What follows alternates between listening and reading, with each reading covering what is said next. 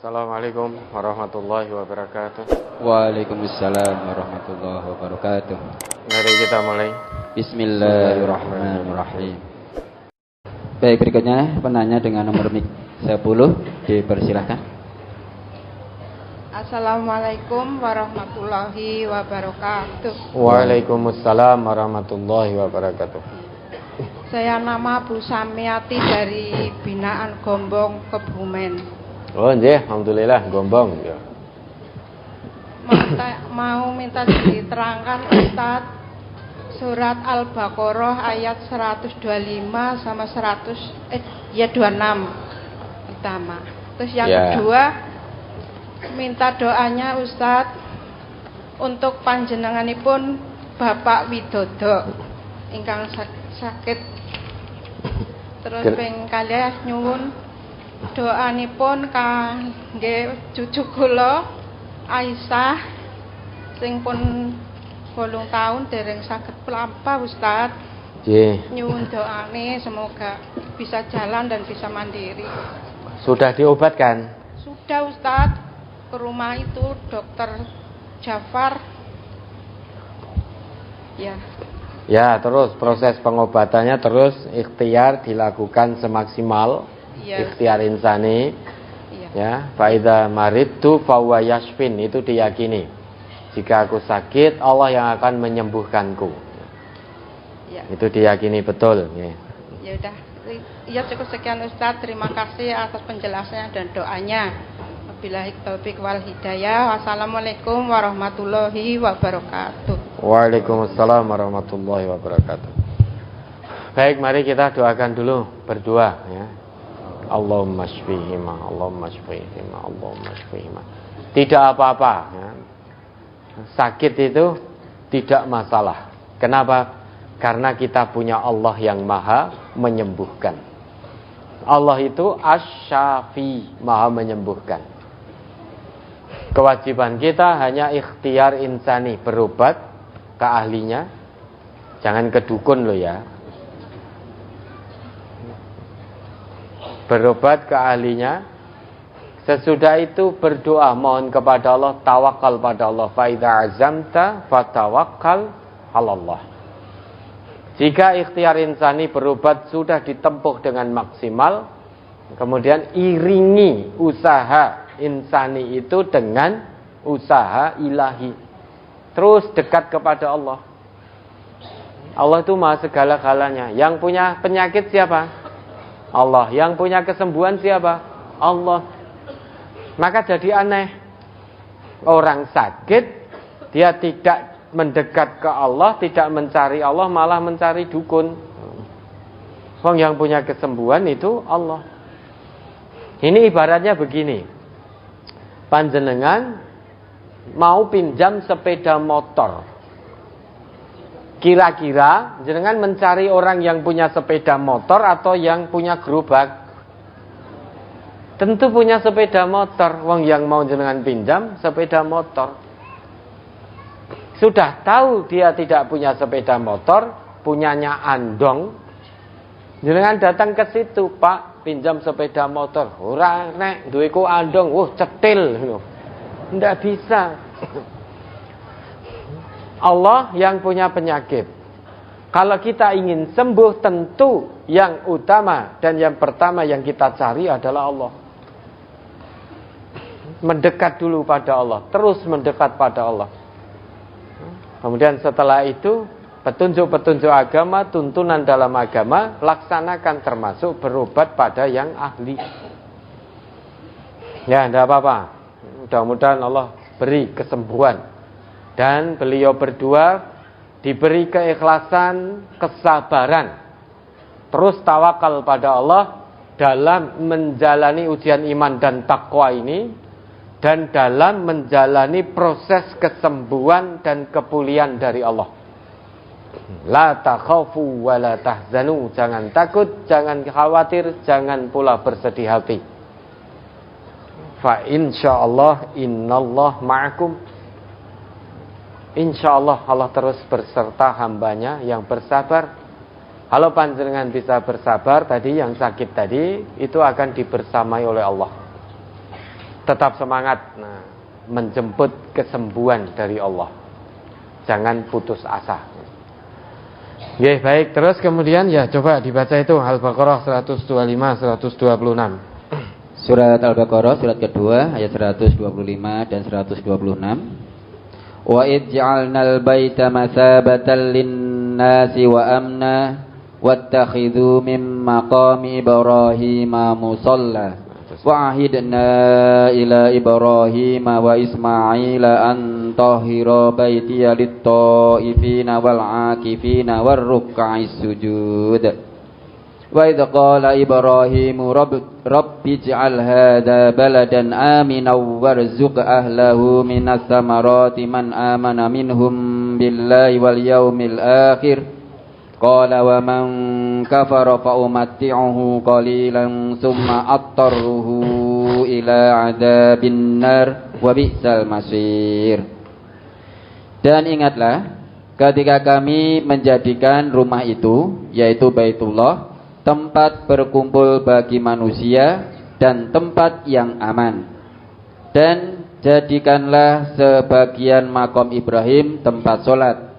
Dan telah kami perintahkan kepada Ibrahim dan Ismail, bersihkanlah rumahku untuk orang-orang yang tawaf, yang iktikaf, yang rukuk dan yang sujud. Dan ingatlah ketika Ibrahim berdoa, ya Tuhanku, jadikanlah negeri ini negeri yang aman sentosa, dan berikanlah rezeki dari buah-buahan kepada penduduknya yang beriman di antara mereka kepada Allah dan hari kemudian. Allah berfirman, dan kepada orang yang kafir pun aku beri kesenangan sementara, kemudian aku paksa ia menjalani siksa neraka, dan itulah seburuk-buruk tempat kembali. Ka'bah itu yang jaga langsung Allah. Sehingga siapapun yang hendak menghancurkan Ka'bah, tidak sampai detik ini, sampai nanti hari kiamat, tidak ada satupun yang akan berhasil menghancurkan Ka'bah. Dulu pernah ada seorang raja, siapa namanya? Abraha, dengan pasukan apa?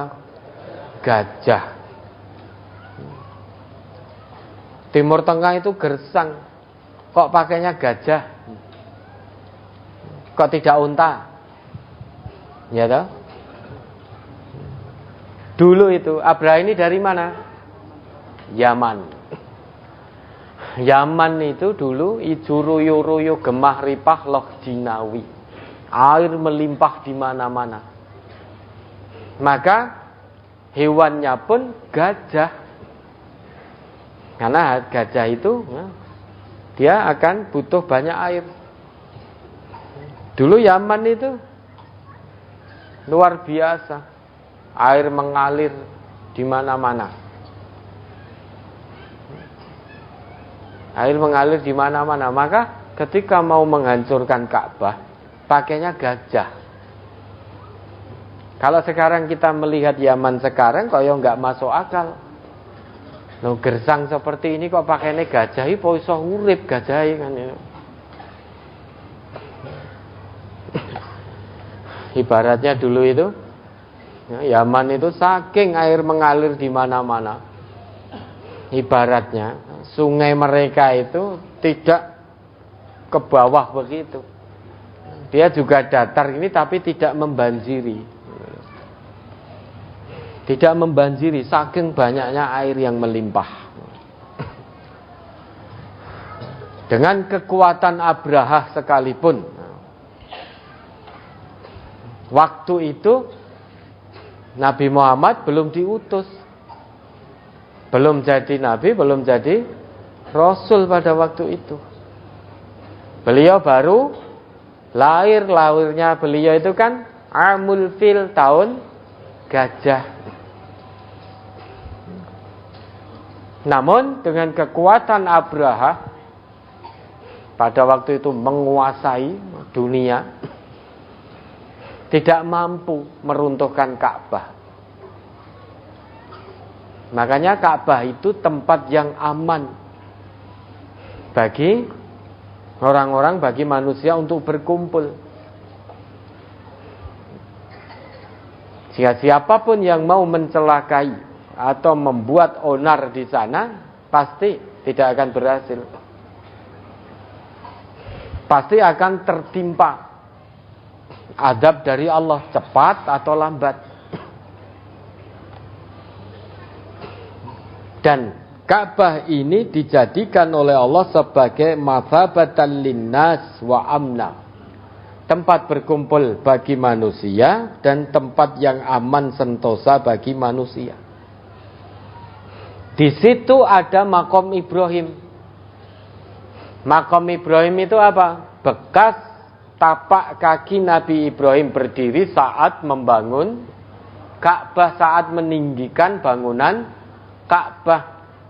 Beliau berdiri di situ.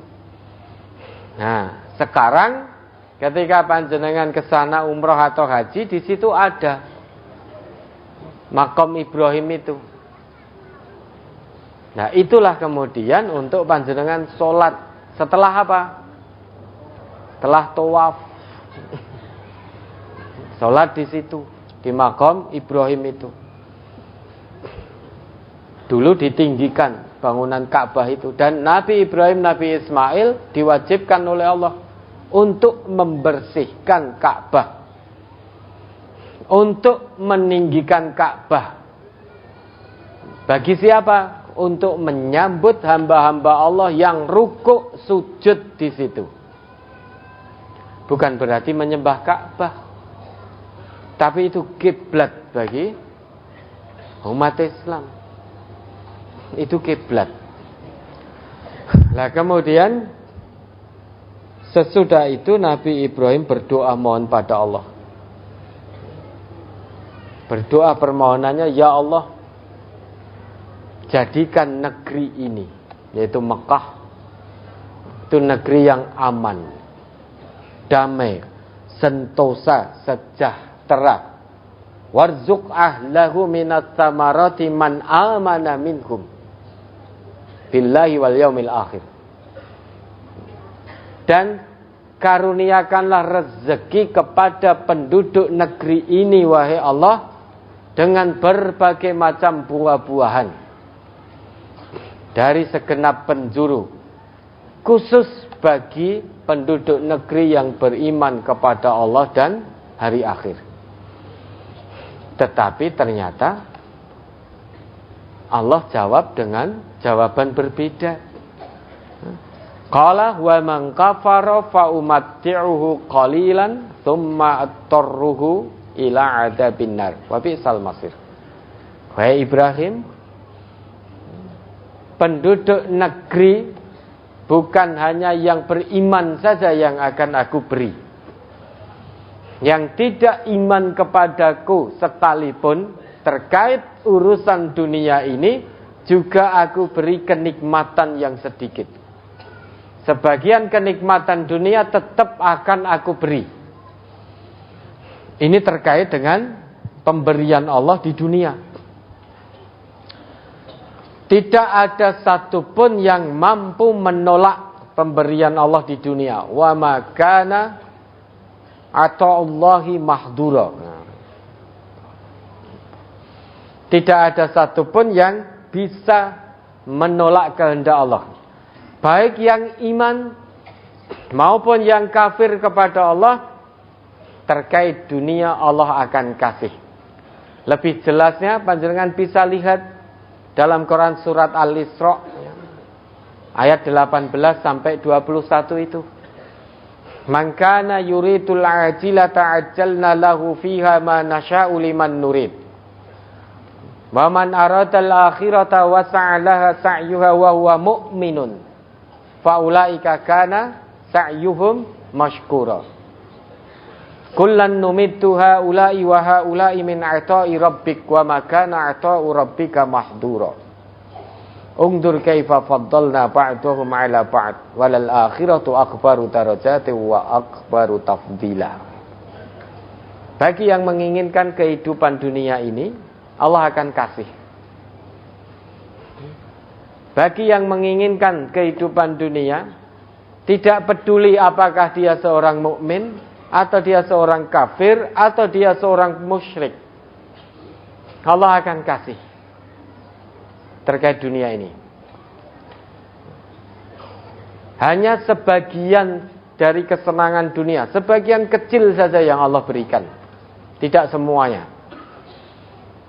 Tetapi lain daripada itu, Allah telah siapkan neraka jahanam yang akan dia masuki kelak dalam keadaan tercela dan terusir.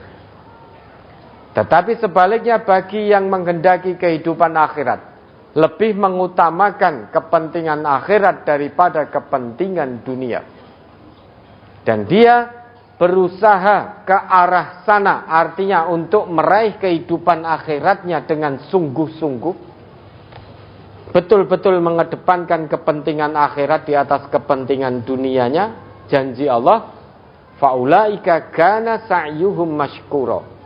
Mereka itulah usahanya yang akan mendapat balasan yang baik dari Allah. Di dunia dia dapat bagian, di akhirat bagiannya lebih-lebih. Mendapat bagian yang telah Allah janjikan. Kenikmatan yang mala ainun ra'at wala udhunun sami'at wala khatara ala qalbi bashar. Kenikmatan yang tidak pernah terlihat oleh mata manusia, tidak pernah terdengar oleh telinga manusia, tidak bisa dibayangkan oleh benak manusia. Maka akan dijawab oleh Allah, dibalas dengan kenikmatan yang lebih. Golongan ini kullan numiddu haula'i wa haula'i min ata'i rabbik. Golongan yang menginginkan dunia, yang lebih mementingkan kehidupan dunia daripada kehidupan akhirat, maupun golongan yang mementingkan akhirat daripada dunianya, masing-masing akan Allah beri terkait dunia. Wa makana ata'u rabbika mahdura. Tidak ada satupun yang bisa menolak pemberian Allah terkait dunia ini. Allah mau kasih dunia pada orang kafir, musyrik, munafik, atau Allah mau kasih pada orang mukmin, itu terserah Allah. Tetapi sampai di akhirat yang mendapatkan bagian hanya hamba-hamba Allah yang beriman dan bertakwa. Orang kafir, musyrik, munafik tidak dapat bagian lagi. Maka saat Nabi Ibrahim berdoa agar penduduk negeri yang beriman saja yang dianugerahi rezeki dari Allah, ditolak oleh Allah. Maka Allah jawab, wa man kafara fa umatti'uhu qalilan. Wahai Ibrahim, orang yang kafir itu juga akan aku beri sedikit kok. Aku beri sedikit kesenangan terkait dunia. Hanya sementara saja dok, ben seneng-seneng. Kemudian nanti sesudah selesai, nanti akan aku seret masuk neraka. Wabi sal masir, neraka itu tempat kembali yang paling buruk, seburuk-buruk tempat kembali. Wes ben seneng-seneng sih. Paling mung sediluk, paling hanya sebentar kesenangannya di dunia, dia tidak akan hidup selamanya kok. Apa yang ada pada dirinya juga akan sirna kok, akan musnah. Harta, keluarga, kekayaan, pangkat, jabatan, semuanya akan sirna. Biarlah bersenang-senang sebentar.